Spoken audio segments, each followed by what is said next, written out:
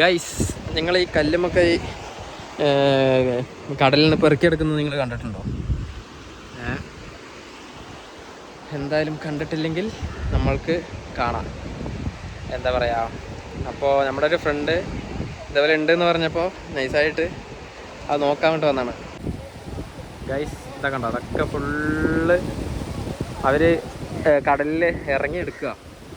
അതൊക്കെ നമുക്ക് കാണിച്ചു തരാം കേട്ടോ. അവിടെ പോയിട്ട് കാണിച്ചു തരാം, അടുത്ത് പോയി കാണിച്ചു തരാം കേട്ടോ. ഇതാ നമ്മുടെ കൂട്ടാളികൾ. നോക്കി ഇറങ്ങിട്ടാ. സത്യം നല്ല കിടില ലൊക്കേഷൻ.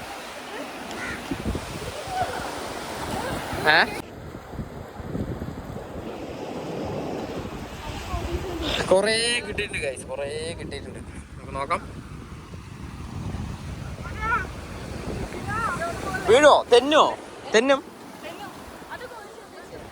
ഏത്?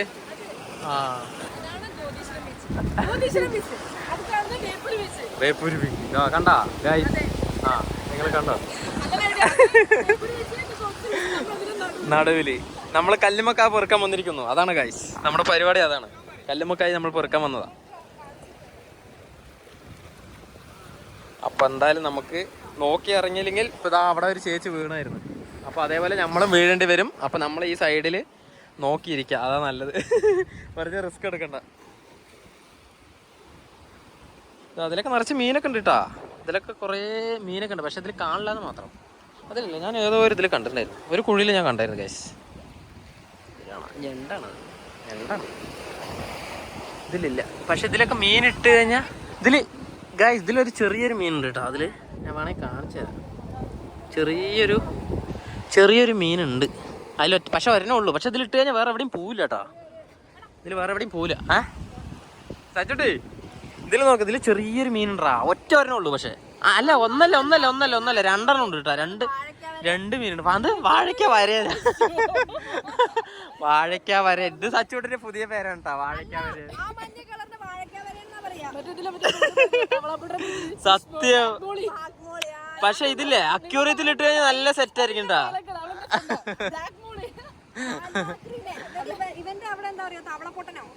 തവളമുടി.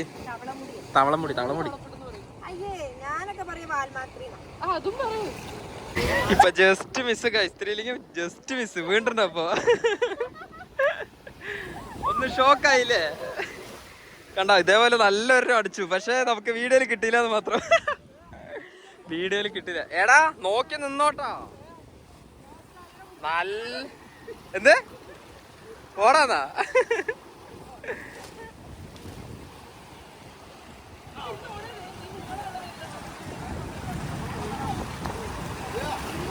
സച്ചോട്ട് ജസ്റ്റ് മിസ്. ഇത്തിരി ഇല്ലാന്നുണ്ടെങ്കിൽ അവള് വീണ്ടുണ്ടാവും.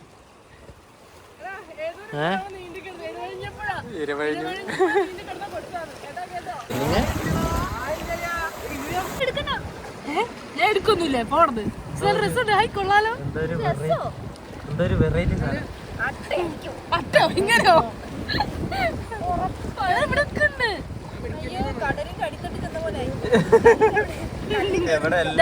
കല്ലുമ്മക്കായ.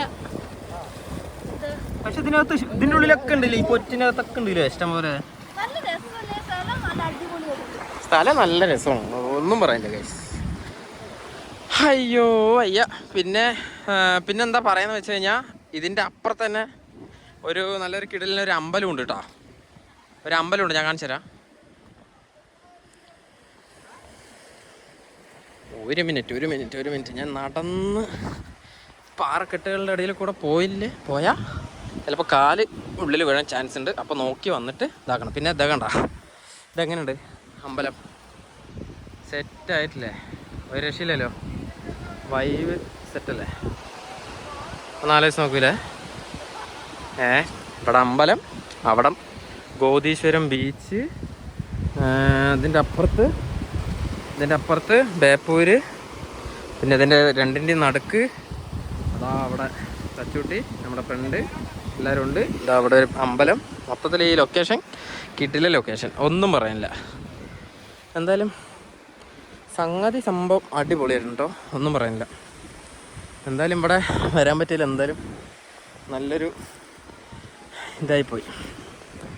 വരാൻ പറ്റിയല്ലോ. ഒരുപാട് സെറ്റായി എന്തായാലും.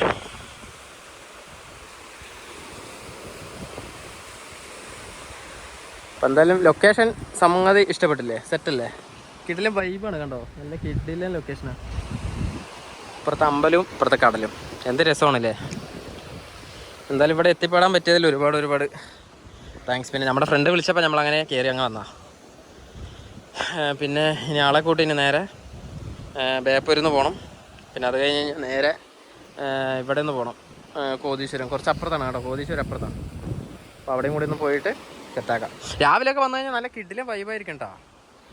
രാവിലെയൊക്കെ വന്നു കഴിഞ്ഞാൽ നല്ല കിടിലൻ എന്താ പറയുക വൈബും കാര്യങ്ങളൊക്കെ തന്നെയാണ്. ഒന്നും പറയാനില്ല. അപ്പോൾ എന്താ പറയുക, അത്രയേ ഉള്ളൂ.